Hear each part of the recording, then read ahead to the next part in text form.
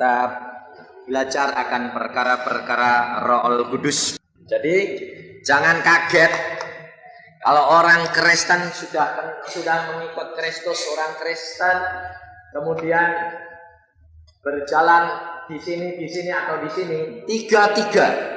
Bisa dari sini pergi ke sempurna, bisa dari sini pergi ke dunia kembali.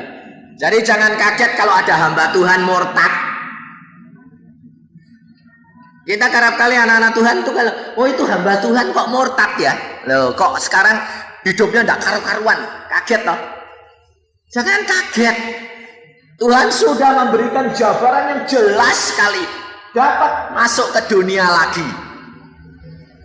Tapi orang yang dulunya KTP bisa menjadi sempurna. Orang yang teori-teori bisa menjadi sempurna. Itu dapat terjadi. Jadi ada kemungkinan. Dan justru dari situlah Tuhan Yesus pada waktu dia naik ke surga, Tuhan mengatakan apa? Aku akan utus Roh Kudus kembali. Karena Tuhan tahu manusia sonder dipimpin oleh Roh Allah tidak dapat untuk bertahan menghadapi dunia ini. Tidak sanggup. Maka dari itu kita perlu sekali Roh Kudus. Lalu saya akan langsung masuk. Saya tidak membicarakan perkara segi manusiawinya, tapi hal itu penting sekali juga. Tapi waktunya tidak ada, jadi saya berbicara dari segi Allah. Kenapa Roh Kudus sangat diperlukan untuk menuju kepada kesempurnaan? Yang penting ini dong. Kalau menuju ke dunia tidak usah dibicarain, ya gampang. Semua gampang masuk ke dunia itu gampang. Tapi menuju kesempurnaan ini yang sulit. Ini diperlukan segi manusiawinya dan segi Allah. Segi manusiawinya hanya manusia ini banyak dikupas oleh hamba-hamba Tuhan. Dari segi manusiawinya ini yang diperlukan.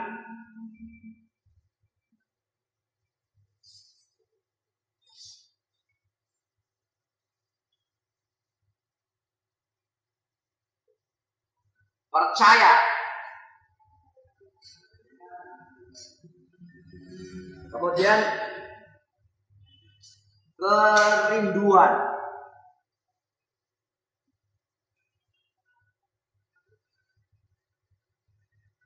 Kerendahan hati.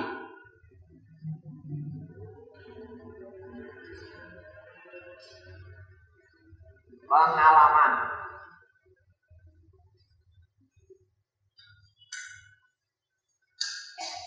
Percaya ini kalau orang percaya itu melakukan dan mengasihi dia. Jadi ini yang dinamakan percaya kepada Tuhan Yesus. Itu adalah percaya kalau engkau mengasihi Tuhan, engkau percaya kepada dia, melakukan firman-Nya. Jadi ini yang di segi manusiawi yang dibutuhkan adalah percaya atau mengasihi Tuhan Yesus, kerinduan, kerendahan hati, dan pengalaman. Karena orang punya ini tidak punya pengalaman, itu teori dan tidak akan dapat bertahan menghadapi kenyataan hidup dan gangguan kuasa gelap. Ini saya tidak bicarakan karena sudah kerap kali dikupas oleh hamba-hamba Tuhan, ya. Saya akan bicarakan perkara segi Allah. Ini yang penting. Sebab kerap kali kita itu melupakan segi Allahnya ini. Kita tekankan ini, tapi segi Allahnya ditinggalkan. Tidak perlu. Apalagi sebab ini yang di agama-agama yang lain yang selalu segi manusia yang dikupas. Segi Allahnya sedikit sekali. Dan orang Kristen kerap kali kejebak. Lebih baik di manusiawinya daripada Allah. Karena apa? Karena kita hidup di dalam dunia. Padahal segi Allah justru yang menyempurnakan manusiawinya. Maka Tuhan Yesus mengatakan, ya kirim Roh Kudus ke dalam dunia untuk memimpin, menginisiatifkan. Ya. Saya akan ceritakan pertama kali bagaimana Tuhan mengajar kepada saya. Pada waktu saya akan mengadakan seminar dengan hamba-hamba Tuhan dari Jakarta, dan mereka minta kepada saya untuk berbicara perkara Roh Kudus. Saya terus terang tidak tahu apa-apa. Saya bingung sendiri. Lalu pada saat saya berdoa, Tuhan, Kau tahu hambamu ini tidak punya apa-apa. Mereka minta dan hamba Engkau putus bilang ya. Saya turut. Tapi Engkau tahu aku tidak tahu apa-apa. Pada waktu saya di atas tempat tidur saya berdoa, Tuhan berbicara. Padahal saya berdoanya itu dan baca kitab Nabi Yeremia. Sedang saya baca, saya renungkan gitu. Tuhan tuh ngomong, langsung datang ya. Dengar. Kaget saya. Woi. Saya tutup. Malah ke Alkitab saya malah saya tutup. Tutup, saya diem. Saya berkelut. Apa Tuhan? Dengar, aku mau mengajar engkau perkara Roh Kudus pribadiku sendiri, supaya nanti seminar engkau berikan. Lalu dia cerita seperti ini. Waktu itu istri saya masuk, dia panggil saya, Cin. Dia mau ada urusan. Saya bilang, oh langsung dia sudah tahu. Tidak usah saya kasih tahu, jangan ngomong ini sedang diajari. Dah.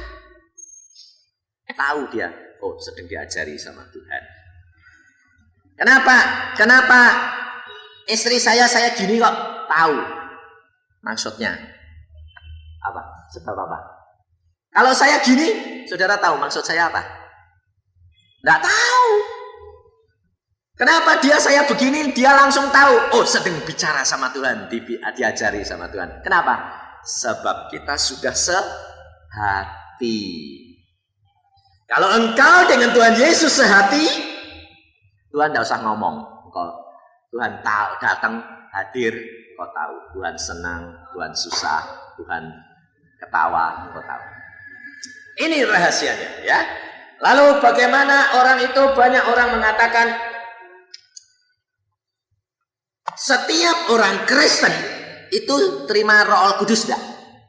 Dasar kerja daripada penolong yaitu Roh Kudus, ya. Dasar kerjanya itu diletakkan pada Yahya 13. Yahya pasal 3 ayat 16. Dasar kerja daripada Roh Kudus letaknya di Yohanes 3 ayat 16. Saudara semua kenal toh ayat ini? Kalau tidak kenal bukan orang Kristen. Sebab ayat ini dasar kerja daripada Roh Kudus. Sedemikian Allah mengasihi isi dunia ini sehingga dikaruniakan anaknya yang tunggal supaya barang siapa yang percaya kepada dia beroleh hidup yang kekal, ya. Jadi tidak binasa tapi beroleh hidup yang kekal. Bagaimana orang dapat bertobat? Seperti melalui 4 jalan tadi. Tapi siapa yang menobatkan? Siapa yang membawa berita itu masuk ke dalam hati manusia? Saudara? Roh Kudus. Roh Kudus yang dapat mengetuk. Sekarang bagaimana orang yang penuh dosa dijaga oleh kuasa gelap? Saudara beritakan, saudara mau masuk ke rumah orang, tapi depannya ada anjing, ada penjaganya, bisa masuk enggak? Kapan saudara bisa masuk? Apabila penjaga dan anjing itu dilumpuhkan. Ya toh? Siapa yang dapat mengalahkan? Hanya Allah dan bukan manusia. Maka dari itu, untuk mendobrak masuk ke dalam hati manusia yang dikuasai kuasa gelap, hanya Roh Kudus. Roh Kudus ini yang punya kuasa. Dia memberitakan. Kita beritakan, punya mulut memberitakan. Roh Kudus yang melemahkan mereka, penjaga-penjaga itu. Sehingga pintu hati orang ini bisa dibuka. Itu kerja daripada Roh Kudus. Orang yang terima berita, hatinya terbuka, dia menerima berita Injil, lalu percaya kepada Yesus Kristus, itu orang di dalam 1 Korintus, kita buka 1 Korintus pasal yang ke-12, ayat yang ketiga. Karena itu aku mau meyakinkan kamu. Kata Paulus, meyakinkan kamu bahwa tidak ada seorang pun yang berkata-kata oleh Roh Allah dapat berkata terkutuklah Yesus, dan tidak ada seorang pun yang dapat mengaku Yesus adalah Tuhan selain oleh Roh Kudus. Kalau orang itu sudah terima berita firman Tuhan dan dia mengaku Yesus sebagai Tuhan, itu oleh siapa? Oleh Roh Kudus. Oleh Roh Kudus itu dipimpin atau sudah dikuasai. Nah, ini tergantung manusiawinya. Jadi begini ya. Pertama kali orang itu mengaku Yesus sebagai Tuhan, maka orang itu pasti dipimpin oleh Roh Kudus. Sebab tidak ada orang yang dapat mengatakan Yesus itu Tuhan kecuali oleh Roh Kudus. Jadi pada waktu orang itu terima Kristus yang pertama kali, orang terima Kristus,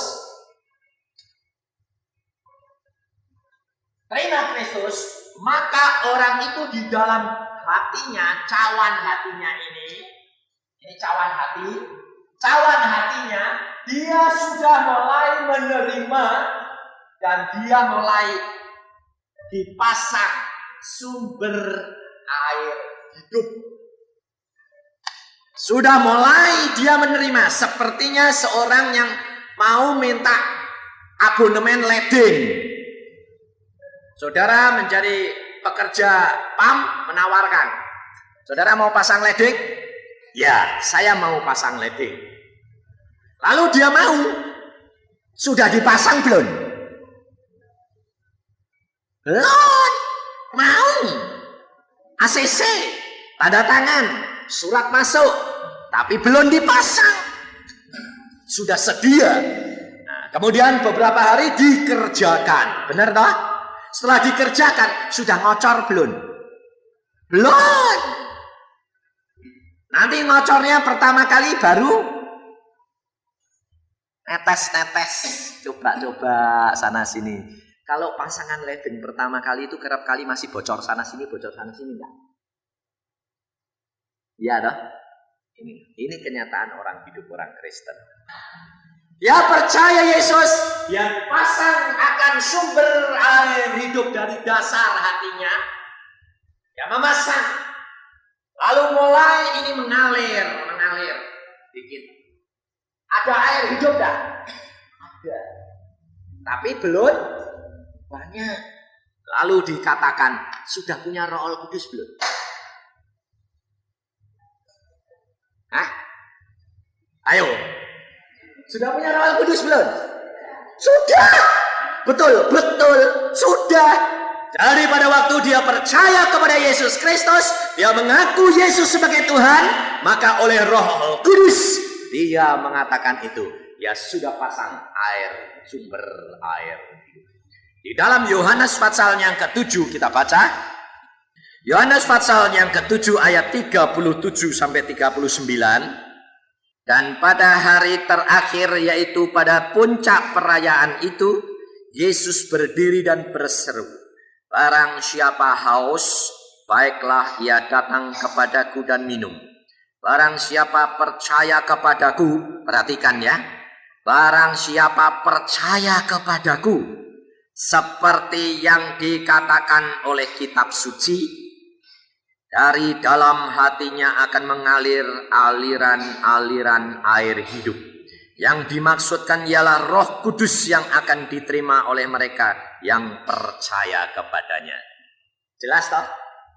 Jadi orang yang percaya, dia menerima sesuai dengan isi Alkitab bahwa Yesus adalah Kristus Juru Selamat Dari dalamnya akan mengalir aliran-aliran air hidup. Dia sudah terima Roh Kudus.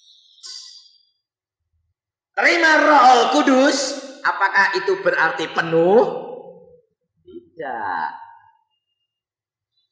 Terima Roh Kudus, air kehidupan mengalir, air hidup mengalir. Tapi belum tentu bisa penuh. Benar enggak? Ngalir sih ngalir. Kebanyakan orang-orang Kristen sudah pasang sudah, tapi tidak pernah bisa penuh sebab alirannya ini tidak mau banyak-banyak. Jangan boros. Ya lah, zaman sekarang ibu-ibu kalau di rumah coba perhatiin. Ledeng mau naik loh. Listrik mau naik. Kalau mocornya keras, apa yang ngomongin? Tutup. Nggak usah sampai melober-lober. Benar enggak? Orang-orang Kristen juga kebiasaannya gitu. Asal cukup aja. Nggak usah sampai berlimpah-limpah. Ya dah. Cukup. Orang Kristen kalau ditanya bagaimana coba saudara? Untung banyak? Cukup. Cuancak. Cukup buat untung buat makan. Nah, selamanya hidup nanti cuancak toh. Tidak pernah berlimpah. Karena apa? Lah mulutmu mintanya gitu kok imanmu gitu. Imanmu itu iman cuma cukup buat makan. Itu rugi orang Kristen begitu. Kita harus minta air hidup itu meluber, melumpah, tumpah sampai meluber. Jangan hanya sampai di sini. Dan kemudian kenapa tidak pernah bisa penuh? Karena bocor. Banyak bocor. Orang Kristen itu banyak bocor. Jadi kalau ini sudah penuh, keluar lagi. Tidak pernah bisa penuh.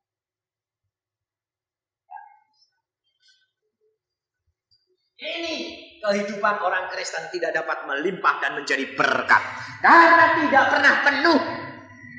Bagaimana orang dapat di sekitar kita dapat minum dengan melalui kesegaran air hidup ini? Kalau saudara tidak pernah luber, selalu bocor di sini, selalu bocor di sini. Ini orang Kristen yang tidak pernah menjadi berkat. Kalau mereka sudah terima Roh Kudus, sudah terima, ya, sudah terima. Tetapi mereka belum penuh. Lalu ini istilah kepenuhan Roh Kudus dikatakan oleh hamba-hamba Tuhan adalah belum pernah dibaptis dengan Roh Kudus. Jadi yang dimaksud sebetulnya yang dibaptiskan dengan Roh Kudus itu adalah kepenuhan Roh Kudus. Jadi kalau saudara dari hamba-hamba Tuhan mengatakan, siapa yang belum pernah terima Roh Kudus? Itu jangan salah ngerti. Maksudnya siapa yang belum pernah kepenuhan Roh Kudus? Siapa yang belum pernah dibaptiskan oleh Roh Kudus? Sebab yang dinamakan baptis penuh, luber, semua sampai luar dalam ini air hidup, semua air hidup, luber terus. Kalau bluber itu kan semua kena atau gelas itu kalau dikasih air leden yang bluber kan seluruhnya diliputi oleh air, benar enggak? Nah itu sampai luber.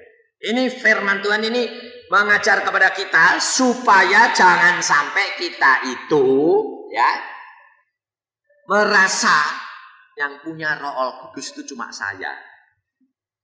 Semua anak Tuhan yang sudah percaya pada Yesus Kristus sebagai Tuhan dan Juru Selamat seperti yang dikatakan oleh Alkitab, dia punya Roh Kudus. Tetapi sekarang yang menjadi masalah, pernah kepenuhan atau tidak. Sekarang kepenuhan roh. Kalau orang itu sudah pernah dibaptiskan, artinya sudah pernah kepenuhan roh. Orang itu bisa kosong lagi enggak? Atau pertanyaan itu, kepenuhan roh itu harus sekali, cuma cukup sekali, atau berkali-kali? Hah? Harus terus menerus. Kepenuhan roh, setiap kali engkau dijamah penuh, setiap kali Tuhan mau penuh, itu kehendak Tuhan, kita penuh terus dengan Roh Allah Kudus. Tapi bisa enggak manusia? Itu masalahnya. Saudara, bisa enggak penuh terus menerus, enggak pernah longgar? Hah? Loh, bisa enggak? Kok takut?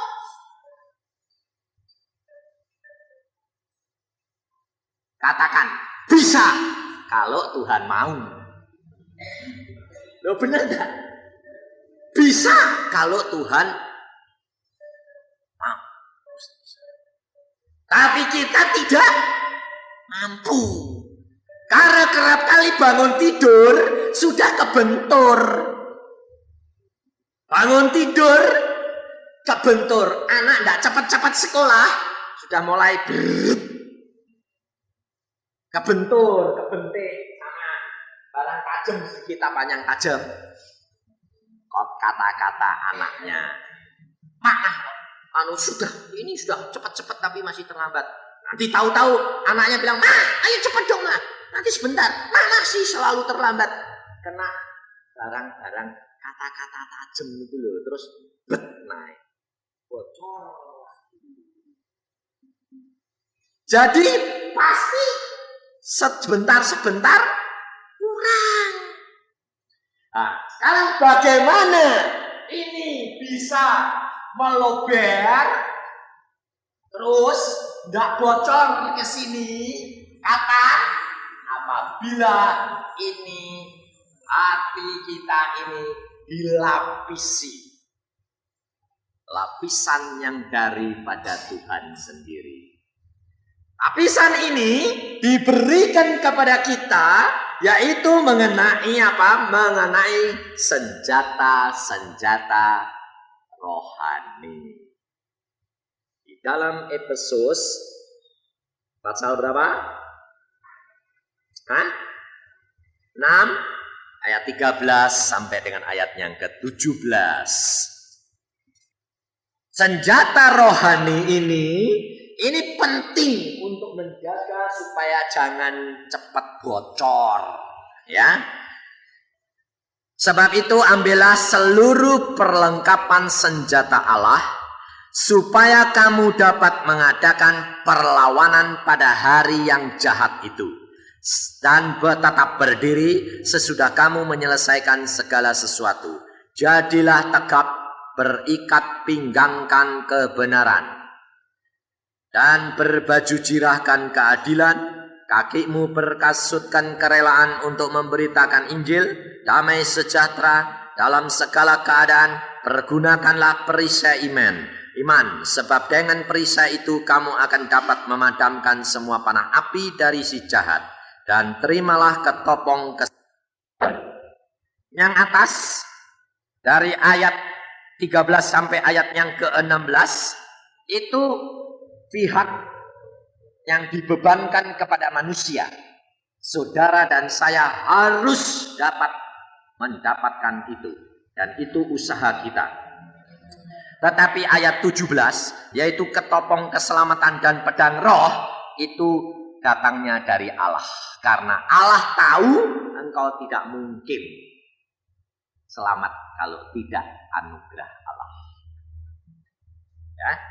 Itu hal itu diberikan Allah karena Allah tahu keterbatasan dari kita manusia. Kemudian pada waktu kita sudah menjaga ini, hati kita ada dua hal. Untuk kepenuhan itu ada dua hal yang penting. Aliran dari bawah. Ingat pada waktu rasul-rasul kepenuhan roh itu dari bawah atau dari atas? Seperti apa? Lidah-lidah api. Terjadi dua arah.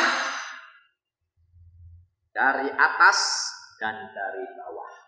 Dari bawah orang percaya Yesus sudah dipasang sumber air hidup.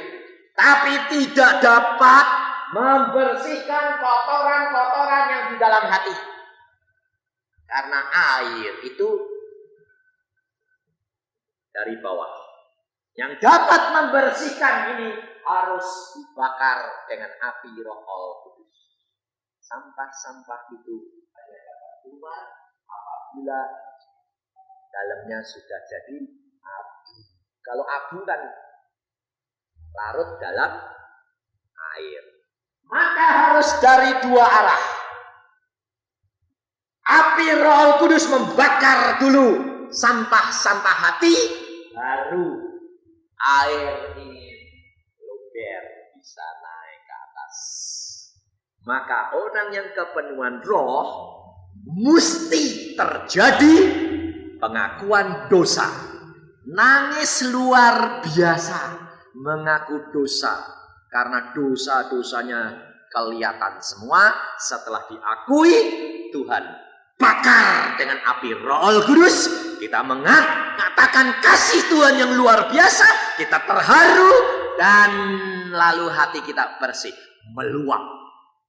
Luber, luap, sukacita yang luar biasa. Ya, harus dari dua arah. Nah, kemudian sekarang masuk ke dalam suatu hal yang penting dan yang kerap kali menjadi masalah daripada anak-anak Tuhan tentang hal tanda-tanda orang kepenuhan roh. Benar enggak? Ini yang masalah yang berikut. Sekarang Tuhan memberikan pelajaran kepada saya, tidak pernah menyalahkan orang. Tuhan itu bijaksana luar biasa. Sana tidak salah, sini tidak salah, benar. Saya bilang Tuhan, itu hambamu ngomong gini. Betul, betul. Lu kok betul? Itu ngomong gini, betul, betul. Iya toh Tuhan, wong sana gini, sini gini. Betul, betul. Tuhan bilang, dia berbicara perkara kaki, dia berbicara perkara tangan, dia berbicara perkara hidung. Ya benar, benar. Bagian daripada tubuh Kristus. Betul, betul. Makanya itu, kita belajar rendah hati. Jangan nyalain orang, ya. Sebab kita juga ada kekurangan.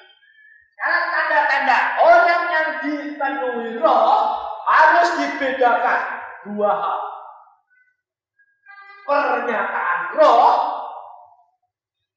pada waktu orang sedang kepenuhan itu beda daripada karunia roh. Pada waktu orang ini kepenuhan Roh Kudus meluap-luap hatinya, orang itu sadar. Kalau ada orang yang kepenuhan roh tidak sadar, hati-hati loh. Hati-hati. Sebab kalau orang yang kepenuhan roh tidak sadar, itu bahaya. Sebab pernah terjadi pada waktu semua masuk naik, orang itu kepenuhan roh, buka-buka baju. Wah, telanjang, tidak takut. Karena pada waktu orang itu sedang meluap hatinya, Roh Kudus menguasai, kemudian sampah-sampahnya sudah dibakar, dosa-dosanya sudah diakui, semuanya sudah hilang. Roh Kudus lalu meluap penuh dengan sukacita. Orang itu sadar, tapi tidak dapat mengalahkan kehendak roh. Ngerti? Sadar, tapi tidak mampu untuk melawan roh. Ini pernyataan roh. Pernyataan roh pada saat dia memenuhi hidup saudara, hati saudara dikuasai oleh dia, pikiranmu tidak dapat mengalahkan dia.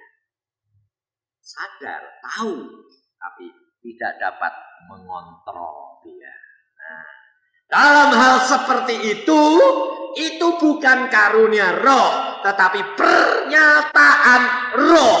pada waktu engkau kepenuhan, engkau sadar, tetapi kesadaran itu tidak dapat menguasai perbuatanmu. Tapi perbuatanmu dikuasai oleh roh. Tapi ingat, roh Allah itu tertib. Benar? Jadi kalau nanti ada orang lalu buka-buka baju, kepenuhan roh lalu gini-gini, wah semua orang jadi begini, bingung nanti.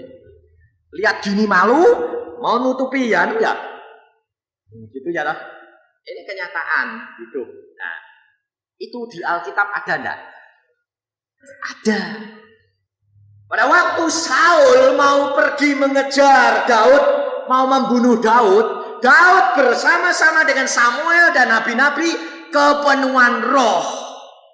Saul ngirim orang, masuk situ penuh roh. Masuk situ penuh roh, Saul pergi sendiri mengejar, lalu Saul juga kepenuhan roh. Tetapi di situ ditulis Saul telanjang bulat semalam-malaman.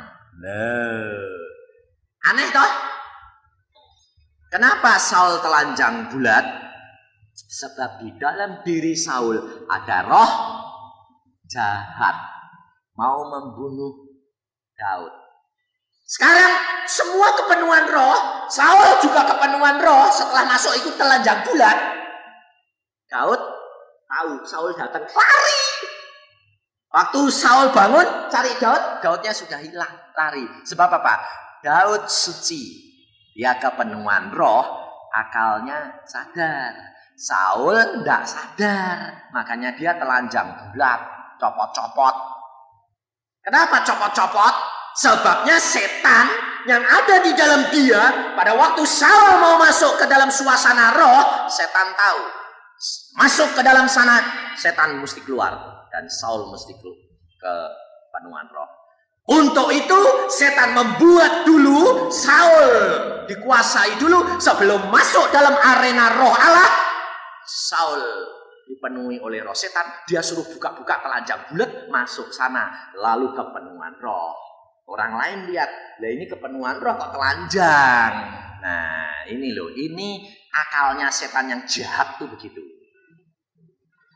Sehingga menjadi batu sandungan kalau kita tidak tahu. Lalu bilang gini, waktu ada kebangunan rohani ada orang yang begitu, pendetanya bilang begini, oh enggak apa-apa, itu kepenuhan roh. Saya jadi bingung saya, Tuhan kepenuhan roh kok telanjang bulat gini, bingung saya bilang. Ini enggak benar. Roh firman Tuhan mengatakan roh Allah tertib dan tidak akan mencari kekacauan dan percabulan begini. Enggak benar nih. Dipermalukan kayak begitu. Lalu hamba Tuhan itu mengatakan apa? Di Alkitab ada Saul pada waktu dipenuhi roh telanjang bulat. Lalu saya tanya, wah ini enggak cocok. Lalu Tuhan mengatakan, mengajarkan, Saul pada waktu dia mau kepenuhan roh, dia punya roh jahat, mau membunuh Daud. Sebelum masuk di dalam arena roh Allah, setan yang memenuhi Saul dulu buka-buka masuk situ. Lah pantesan masuk situ ya tetap telanjang. Daudnya ndak. Maka dari itu harus tertib. Pernyataan roh ini ya tidak dapat dikuasai hanya pada saat itu. Pernyataan roh ini pada waktu kepenuhan ini bermacam-macam. Kita baca di dalam Kisah Rasul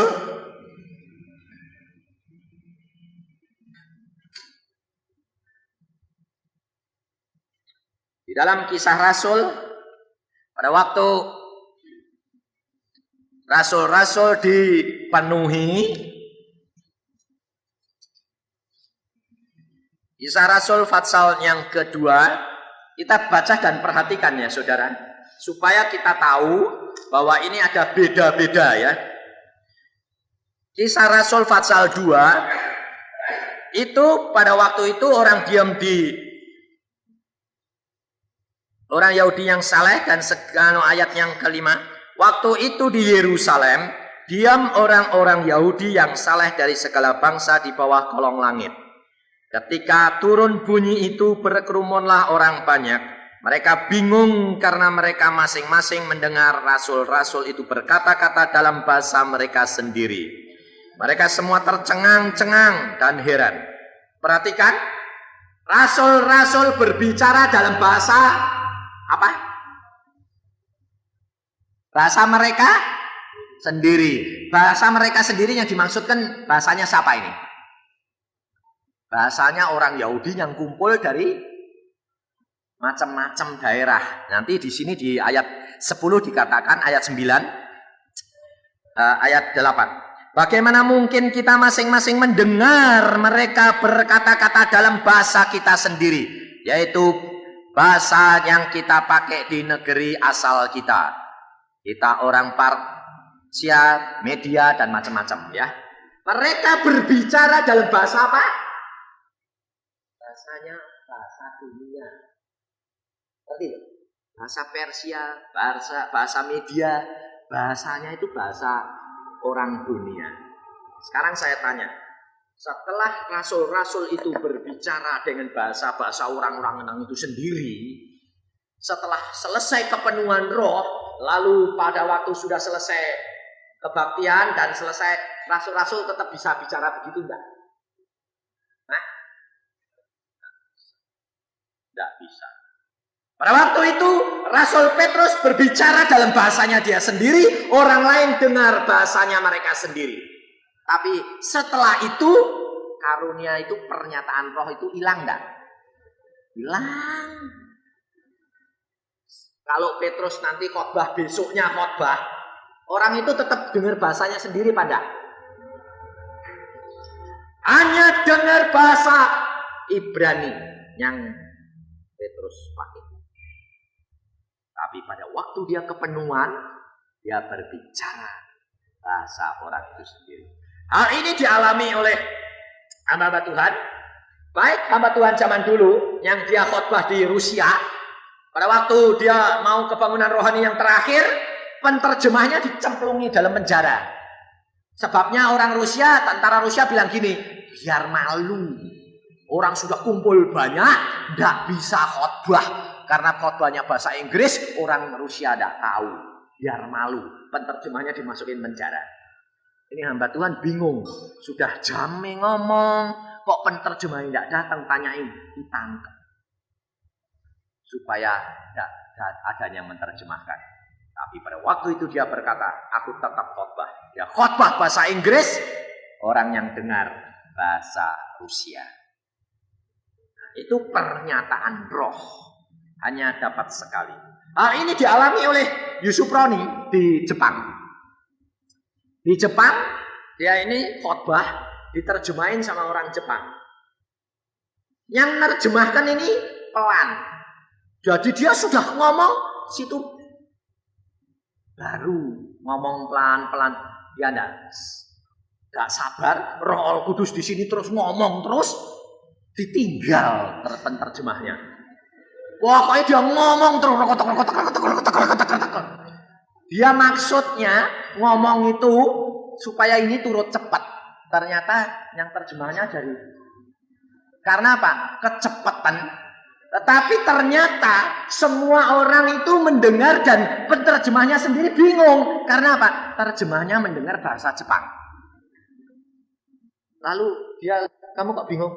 Loh Pak, Bapak bisa ngomong Jepang gitu kok minta diterjemahkan? Apa? Saya ngomong Jepang. Langsung dia tahu bahwa Tuhan mau memberikan karunia, memberikan pernyataan itu. Lalu dia ngomong terus. Orang dengarnya bahasa Jepang. Habis itu selesai khotbah, diajak ngomong Jepang. Gak tahu. Nah, orang bingung.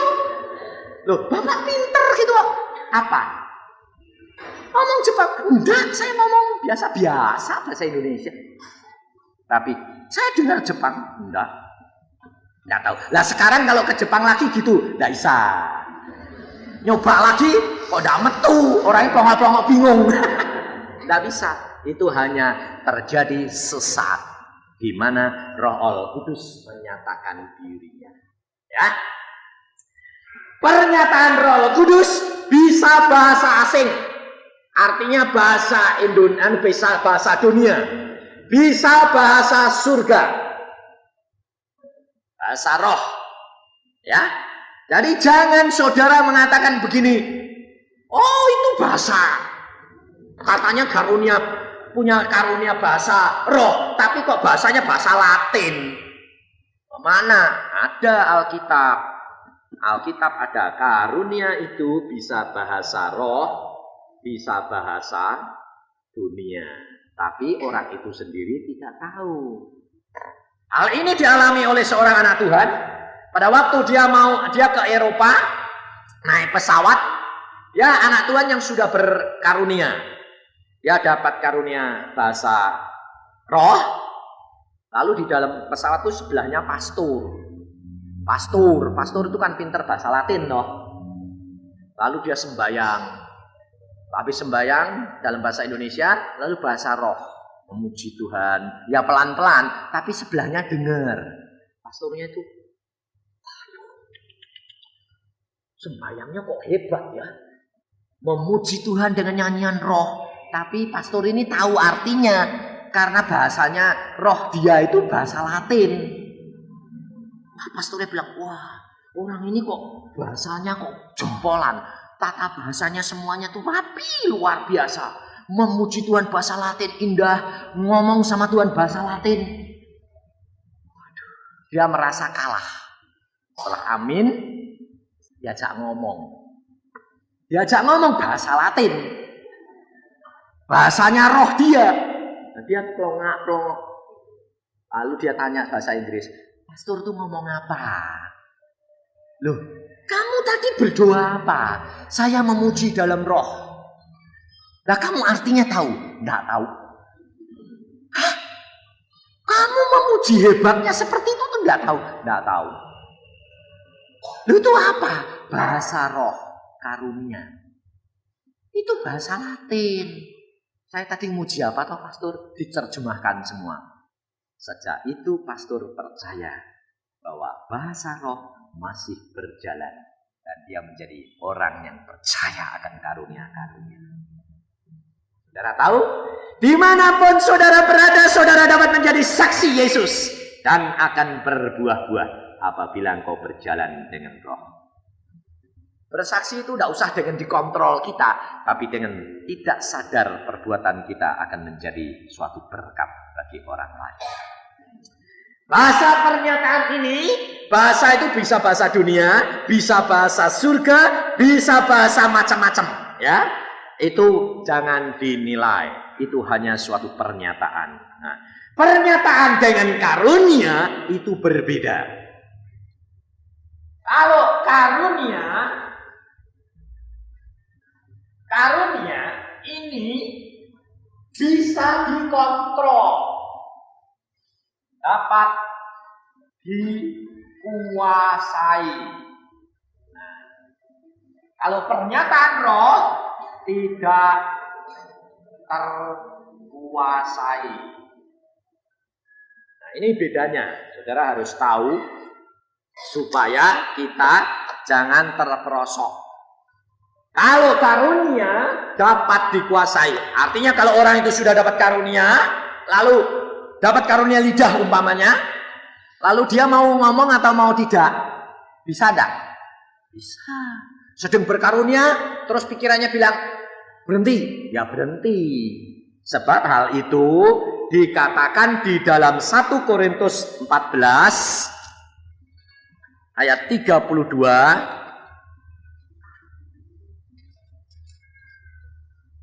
1 Korintus ayat 14 ayat 3 pasal 14 ayat 32.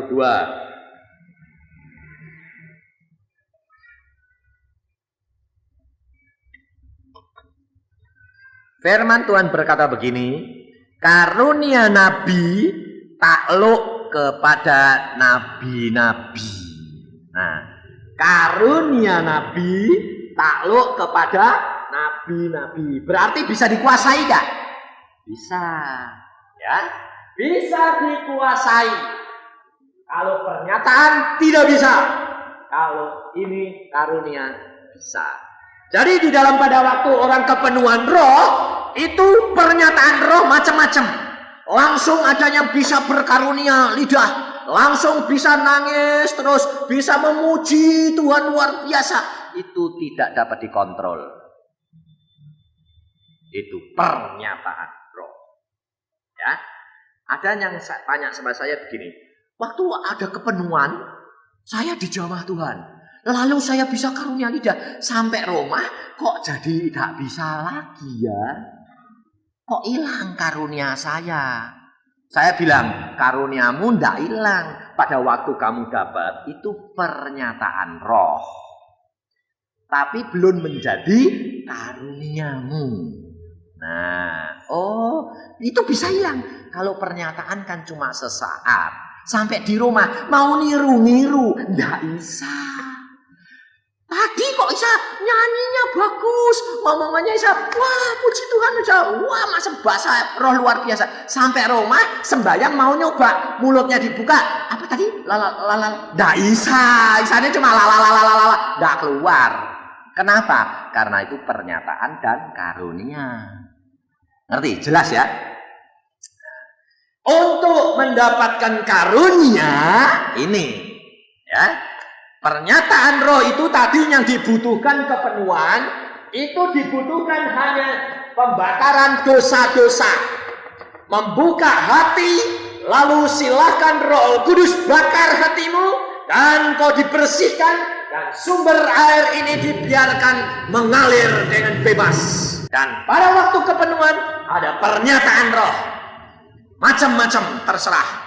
Itu bagaimana Roh Kudus mau. Setelah itu, lalu menjadi masalahnya sekarang, saudara rindu akan apa? Karunia-karunia itu. Nah, sekarang karunia-karunia itu diperlukan untuk kita, ya.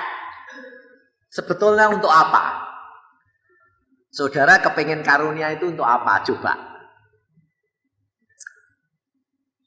Lalu golongan yang satu mementingkan karunia lidah.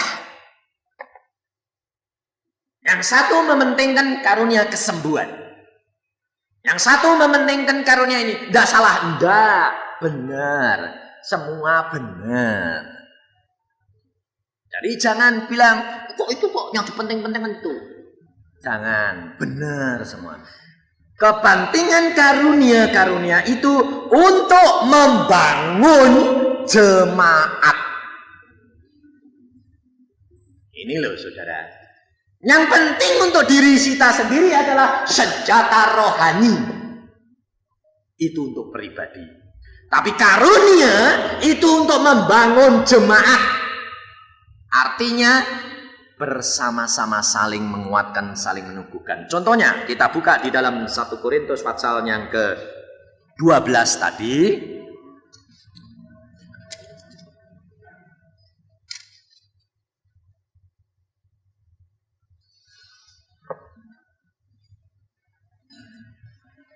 Ada 9 karunia di sini yang dikatakan oleh Alkitab di dalam 1 Korintus pasal 12 ayat 7 mulai.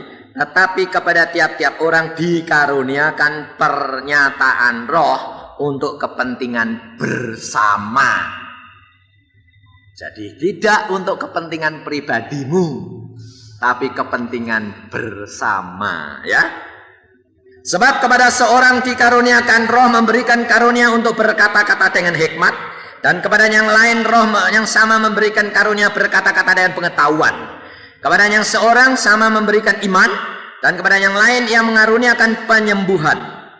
Dan kepada yang lain roh memberikan kuasa untuk mengadakan mujizat, dan kepada yang lain ia memberikan karunia untuk bernubuat, dan kepada yang lain ia memberikan karunia untuk membedakan bermacam-macam roh.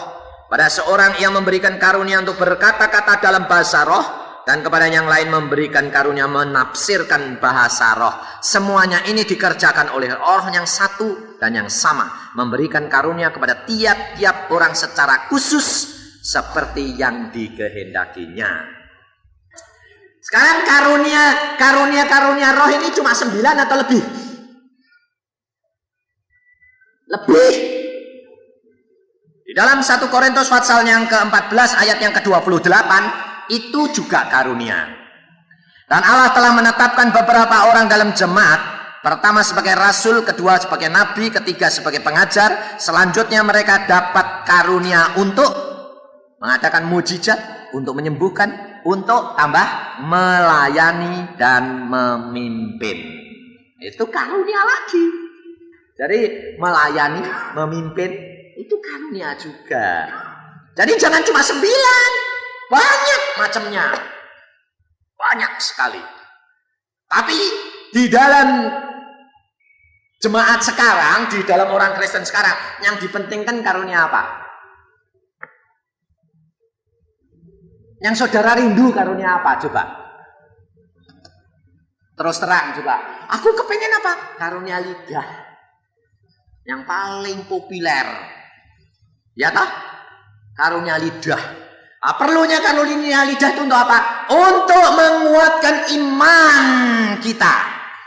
Karena pada saat-saat di mana kita itu tidak dapat berdoa, maka Roh akan membantu kita berdoa. Hal itu ditulis di dalam di dalam Rum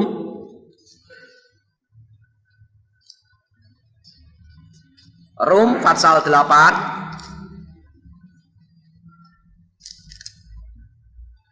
ayat yang ke-26.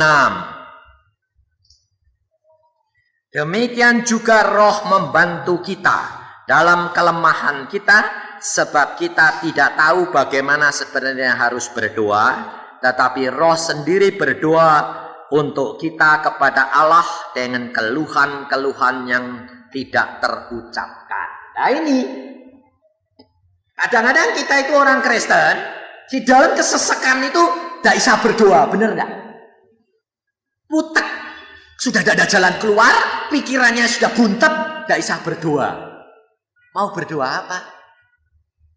Nah, kalau Anda punya karunia lidah, itu Anda cuma ngomong dalam karunia lidah. Roh akan berdoa kepada Allah dengan keluhan-keluhan yang tidak terucapkan. Dan kalau pada waktu kamu berdoa, nanti bebanmu tahu-tahu, loh kok mak pelong, kok ada jalan keluar. Karena Roh yang berdoa buat kamu, sehingga imanmu tidak rontok. Ini perlunya karunia lidah. Hal ini, saya dulu orang GKI tidak mau. Saya dulu tidak mau, karena apa? Karena gara-gara perbuatan anak-anak Tuhan yang lain. Karena apa? Show. Kalau di gereja karunia lidahnya keras. Wah, sampai yang lain bising. Lah, akhirnya menjadi batu sandungan.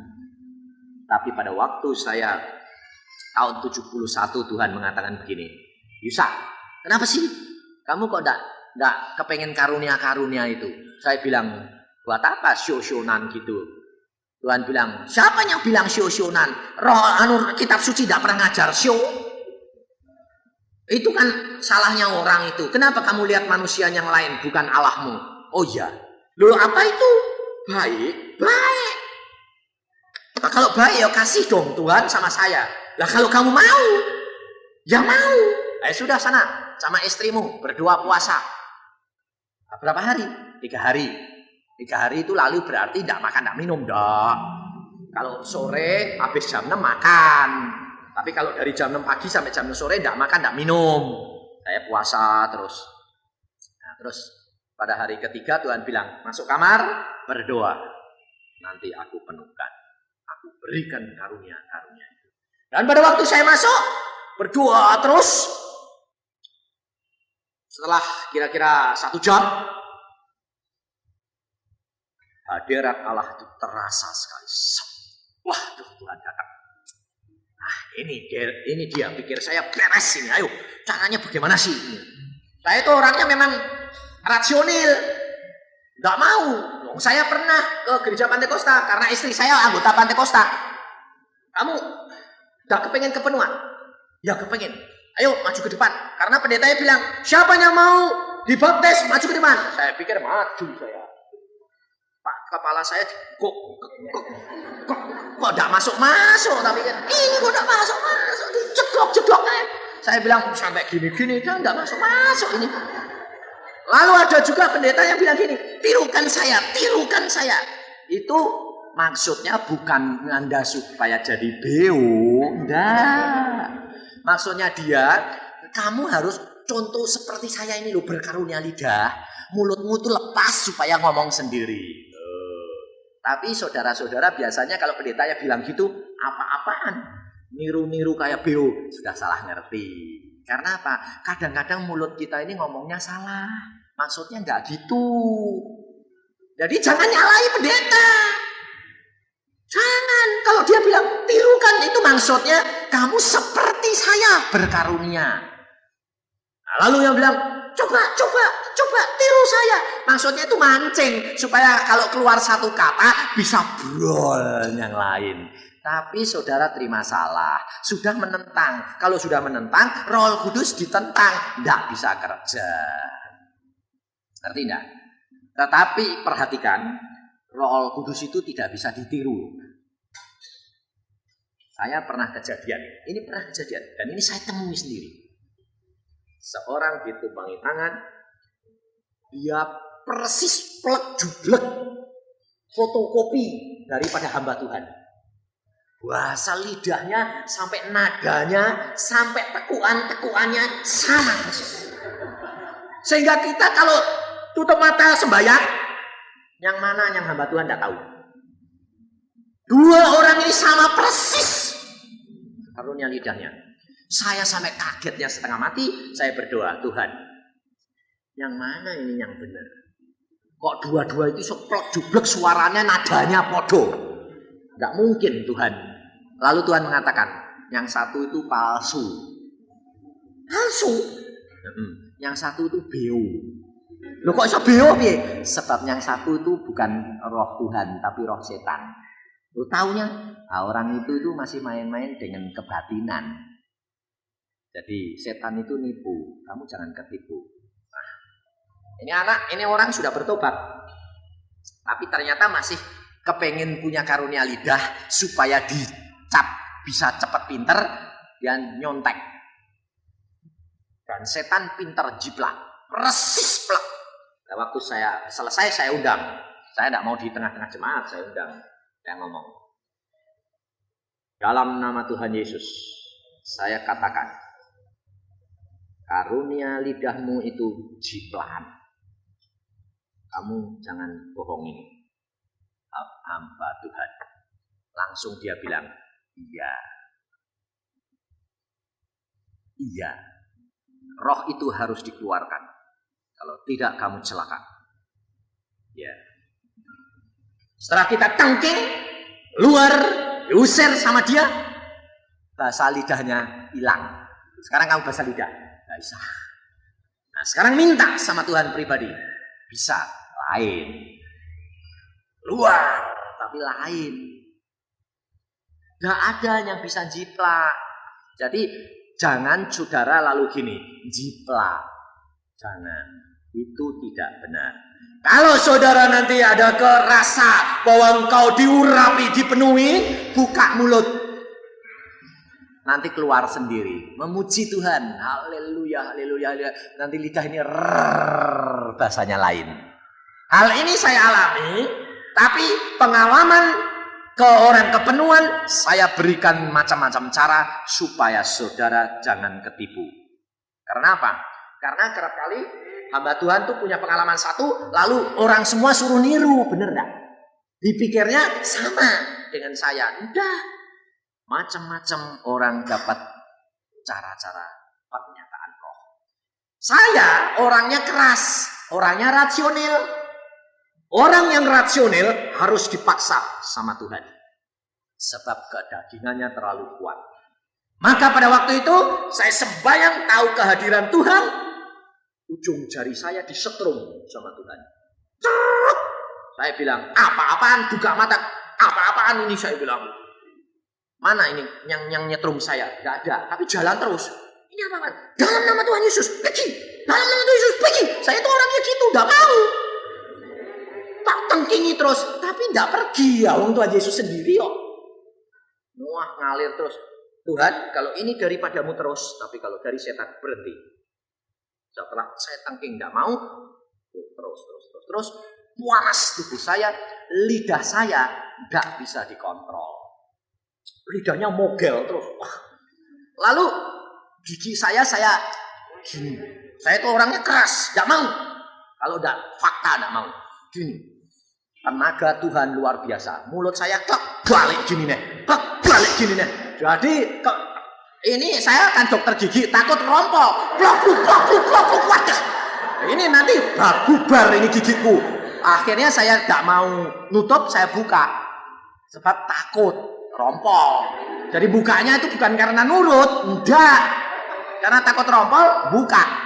Lidah saya kayak apa itu air bah keluar. Luar bahasa lidah. Lalu keluar terus gak bisa di stop. Saya pikir bahasa lidah kok rame nih kayak gini. Wah rame. Bahasanya kayak bahasa Jepang. Kaku, kotok. Jadi bahasanya itu kayak bahasa Jepang. Pasar. Saya gitu, istri saya nangis. Nangisnya kenapa? Mary. Dia bilang, Tuhan, engkau kok tidak adil. Suamiku mau kasih, aku kok tidak. Lalu Tuhan itu ngomong melalui saya. Loh, langsung dapat tambahan bernubuat. Berkarunia lidah, lalu dapat terjemahannya. Anak, engkau sudah juga diberi. Percayalah bahwa engkau sudah mendapatkan karunia-karunia itu. Tetapi engkau tidak merasakan apa-apa. Hanya sukacita. Sebab apa? Sebab engkau orangnya itu lemah lembut. Jadi tidak usah dipaksa. Itu nanti keluar sendiri. Suamimu orang yang kasar. Kalau tidak dipaksa, tidak mau. Jadi ya keluarnya ya ribut kayak begitu. Oh gitu Tuhan. Terima kasih Tuhan. Istri saya tidak merasa apa-apa. Selesai berdoa, saya capek karena otot-ototan sama Tuhan. Dia santai, seneng. Ya aku capek toh. Capek. Kenapa? Lah ngotot kok ribut be Tuhan. Ribut be Tuhan ya capek. Lah ternyata besok paginya sembahyang sama saya. Istri saya menyembah. Tuhan, terima kasih. Kau sudah berikan aku karunia. Engkau sudah berikan aku perlengkapan. Saudara tahu, dia memuji Tuhan. Haleluya, haleluya. Keluar nyanyian yang halus. Bahasa lidahnya halus. Lalu lembut. Saya nggak jadi bahasa lidah. Saya dengerin dia. Wah kalau lembut den ini Tuhan. Aku bilang itu. Aku kok kasar merkotok gini den ini kok halus. Nah, salahmu dewek wong kowe memang watakmu kasar. Nah, itu loh Tuhan memberikan sesuai dengan keadaan kita. Kemudian ada juga yang mendapatkan itu tidak disetrum, tidak mendapatkan apa-apa. Tapi apa? Memuji Tuhan, nangis terus air matanya tidak berhenti. Itu bapak saya. Bapak saya orang GKI cekek. Dia bilang, piye toh? Anu roh piye? Waktu saya seminar di Ciloto, dia hadir. Dia cuma mau dengerin anakku ini ngomong apa. Bapakku itu tukang seperti dulunya seperti orang Parisi, ahli Alkitab tapi tukang kritik. Sekarang ahli Alkitab, anak Tuhan yang indah setelah dia jamah oleh Roh.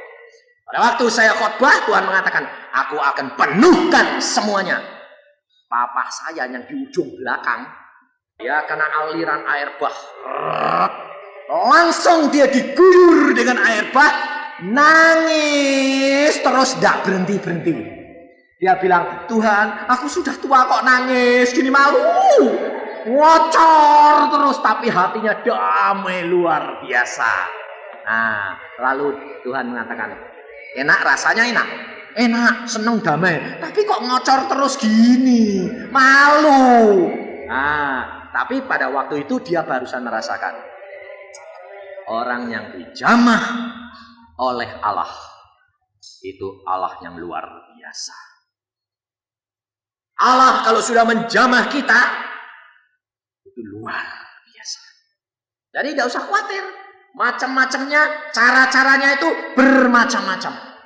Jadi ada yang cuma nangis terus, ada yang memuji Tuhan terus, ada yang apa? Kamu tahu? Ada yang kelesetan sampai yang jempalian. Ada. Karena apa? Karena dagingnya melawan. Lalu pada waktu keluarnya ini, lidah ini biasanya itu belum teratur. Bisa cuma 1-2 kata. Tapi setelah mendapatkan itu, dan kita tiap hari berjalan dengan Tuhan, dilatih menjadi lancar dan bertambah-tambah. Sekarang, apakah seorang yang kepenuhan lalu sudah harus dapat bahasa lidah? Nah, ini yang menjadi masalah juga. Apakah seorang yang kepenuhan mesti berbahasa lidah? Tidak mesti. Dia mungkin mendapatkan salah satu daripada 9 karunia itu. Karunia bernubuat, karunia mujizat, karunia iman, karunia memaknakan, membedakan roh. Mungkin. Seperti tadi malam yang saya saksikan, seorang hamba Tuhan tidak dapat karunia lidah. Tapi dia dapat karunia kesembuhan, karunia mujizat, karunia penglihatan. Dia dapat. Tapi dia tidak dapat sampai sekarang pun tidak dapat bahasa lidah. Jadi tidak semua. Karena apa? Karena Tuhan itu melihat iman orang itu cukup kuat. Sehingga bahasa lidah tidak diperlukan bagi dia. Dia tidak dikasih. Tidak apa-apa. Tapi karunia yang lain dia dapat. Tidak menjadi masalah. Tapi kalau saudara merindukan, saudara dapat. Sekarang rahasianya untuk mendapatkan ini, kepenuhan ini pertama, itu harus saudara tinggal di Yerusalem. Ini Tuhan berpesan kepada murid-muridnya. Tunggu di Yerusalem sampai engkau dipenuhi oleh Roh Al-Kudus. Kenapa orang Kristen untuk dipenuhi harus tinggal di Yerusalem? Di Yerusalem itu adalah kota raja. 1, di sana ada kemah Allah. Kemah Allah siapa? Bait Allah siapa? Yesus Kristus. Tuhan Yesus berkata, rubuhkan bait Allah ini, maka aku akan bangunkan dia dalam 3 hari. Untuk kepenuhan, biarpun orang itu sudah percaya Yesus, dia harus tinggal di dalam Yesus. Tinggal di dalam kemah Allah. Tunggu di dalam kemah Allah. Yesus berkata, jikalau engkau mengasihi aku, turuti segala firman-Ku. Jikalau engkau di dalam aku, dan firman-Ku di dalam engkau, minta apa saja engkau dapat. Untuk kepenuhan ini dan karunia-karunia ini, engkau harus mendapatkan, harus tinggal di dalam kemah Allah dan melakukan firman Tuhan. Karena firman Tuhan berkata apa? Siapa yang percaya kepadaku seperti yang ditulis di dalam Alkitab, dari dalam hatinya akan mengalir aliran-aliran